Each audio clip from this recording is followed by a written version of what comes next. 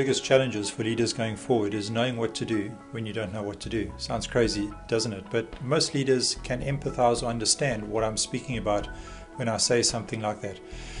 Ron Heifetz at Harvard calls it facing adaptive challenges, which he defines as a problem that is hard to define in its nature, a solution that requires new learning and probably is going to involve all the stakeholders.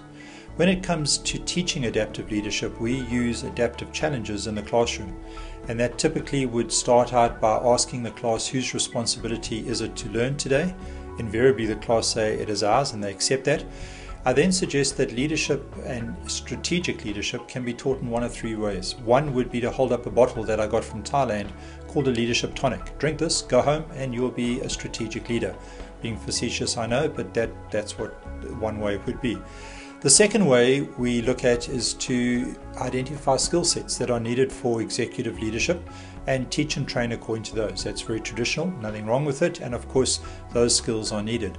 The third way I suggest, however, is disruptive, it's organic, it's emergent, it's chaotic, it will probably cause disequilibrium, and the third way is, and at that moment I sit down and don't say another word for 2 hours and watch what happens.